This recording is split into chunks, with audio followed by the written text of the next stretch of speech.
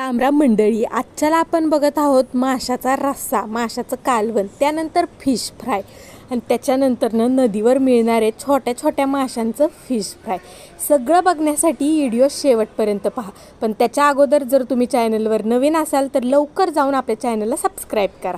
स्वच्छ धुवून घेतलेल्या माशांना हळद मीठ लावायचं, त्यानंतर बारीक चिरलेली कोथिंबीर घालायची, अर्ध लिंबू त्याच्यावर पिळून घ्यायचं, त्याच्यानंतर आलं लसणाचं ठेचा त्याच्यामध्ये घालायचा, मग तांदळाचं पीठ, थोडासा बारीक रवा, हे समदं मिश्रण घालायचं आणि मग कुठला बी फिश फ्राय मसाला, स्पेशली मालवणी फिश फ्राय मसाला वापरायचा आणि तो टाकायचा.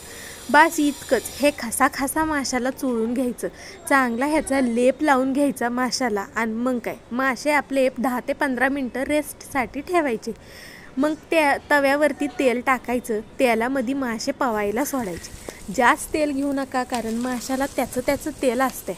जर जास्त तेल टाकलं तर मासे तेलकट होतात, मग दिसायला आणि खायला कशाला चांगलं लागत नाही. तेव्हा कमी तेलातच हे मासे मस्तपैकी खरपूस फ्राय करून घ्यायचेत आपल्याला.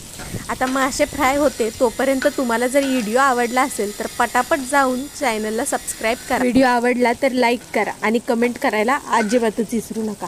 आता आपले फिश फ्राय एकदम रेडी आहेत. चकना म्हणून खा, नाहीतर ताटाला साईड डिश म्हणून लावा. एकच नंबर लागतात हे फिश फ्राय. फिश फ्राय एकदम तयार आहेत. तवा थंड होईपर्यंत मी ते तव्यावरच ठेवलेत आणि त्याच्यानंतरनं प्लेटिंगसाठी काढून घेतले. आता तुम्ही मस्तपैकी बघू शकताय की कसे आपले मासे एकदम खरपूस तयार झालेले आहेत. अशा पद्धतीने मासे तुम्ही करता का हे कमेंटमध्ये लवकर सांगा.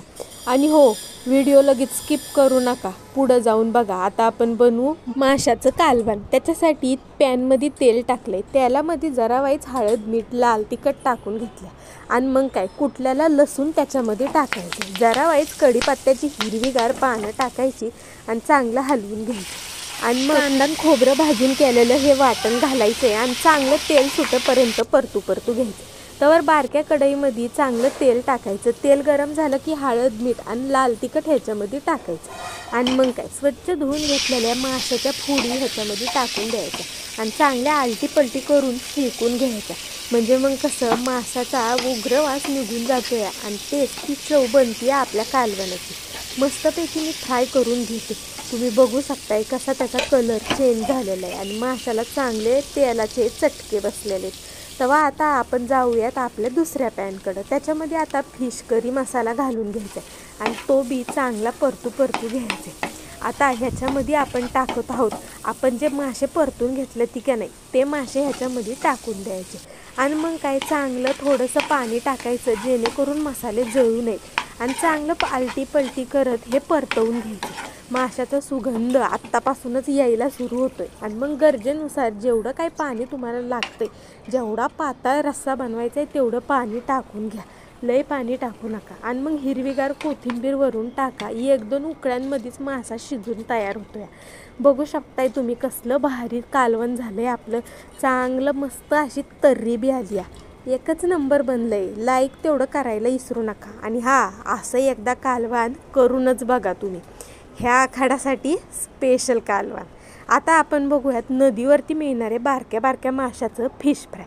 ह्या माशांमध्ये बी हळद मीठ, त्याच्यानंतरनं लाल तिखट घालून लिंबू पिळून घ्यायचं आहे, कोथिंबीर टाकायची आणि थोडीशी आलं लसणाची पेस्ट. बस चांगलं माशाला हलवून कोटिंग बसून द्यायचं मसाल्यांचं. मग काय कढईमध्ये तेल टाकायचं, जरा वाईट जिरं टाकायचं आणि मग हे मासे टाकून द्यायचे. लय हलवायचे नाही, आल्हाद हलक्या हाताने हलवा, नाही तर माशाचा गाळ करून टाकशिला बरं का. आणि हे मासं काट्यास सकट खायचे असतात. तेव्हा बनलेले आहेत आपले मासे, एकदम एका वाफावर बनतात, झाकण ठेवायची बी गरज नाही. रेडी आहेत आपले मासे. पटापट खा आणि चॅनलला सबस्क्राईब केल्याशिवाय कुठंच जाऊ नका. व्हिडिओ शेवटपर्यंत पाहताय त्याच्याबद्दल खूप खूप धन्यवाद.